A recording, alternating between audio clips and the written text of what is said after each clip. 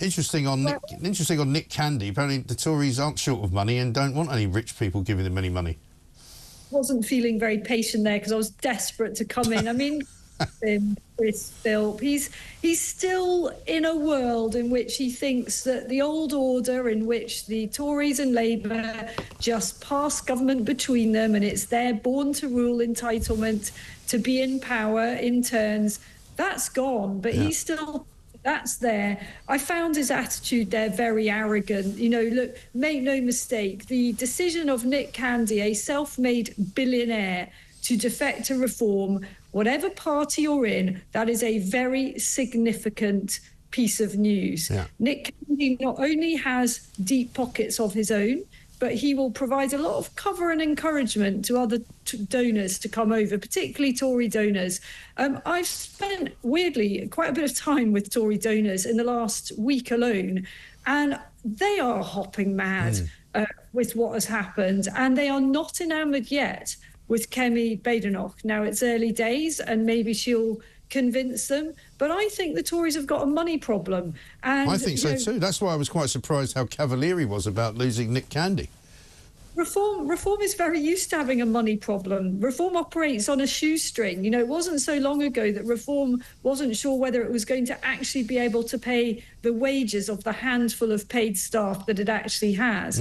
And now money is coming in, and it's coming in big time.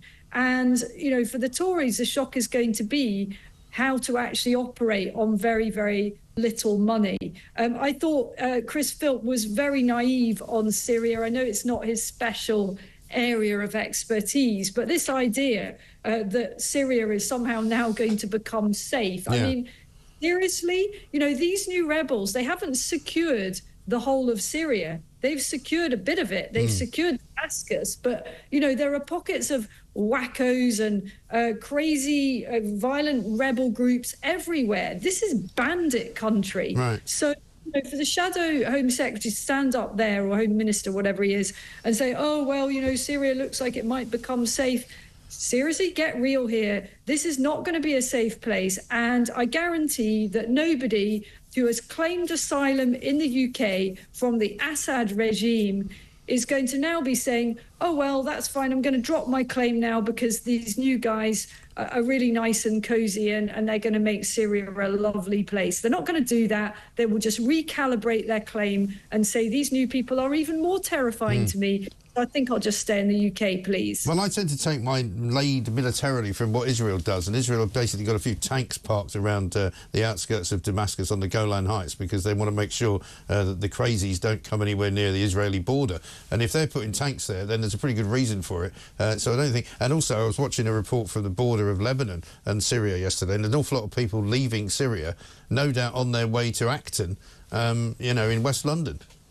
Exactly that. Meanwhile, we've got Keir Starmer in the UAE, and you asked, I think, you know, what did Chris Philp make of that? Well, let me tell you what I hope happens when Keir Starmer visits the UAE. I hope he looks around him and sees what a truly functioning country looks like, a country with very, very low to non-existent crime, a country which doesn't have rough sleepers everywhere, a country that doesn't have people swearing on the streets, a country that is respectful and doesn't have litter everywhere, and so on. I could go on. It's also quite sunny in the UAE, so I'm sure that Keir Starmer will have a nice time, and I hope he learns a few things and isn't patronising in some way, thinking that he's got a superior idea of how to run things. Yes, they also don't offer, you know, comfort and solace to anyone from any part of the world who wants to go and live there, do they?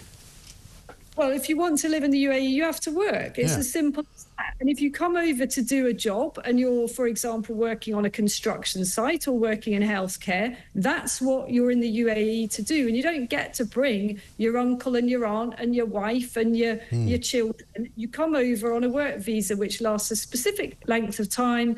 And when you're done, you go. And that's how it works. And it is highly, highly functioning. And you know, there's a lot the UK could learn from what is a very, very multicultural place in the Middle East, where actually there's an awful lot less culture wars than there are in the UK, even though it is incredibly cosmopolitan. You know, Dubai, 90% expat. And yet somehow or other, we don't see in Dubai lots of people going down the street demonstrating for this rights or that rights, because that's not a thing. It doesn't mean that everybody is repressed. It means they're cracking on, earning a living, living a good life and being ambitious. Yeah.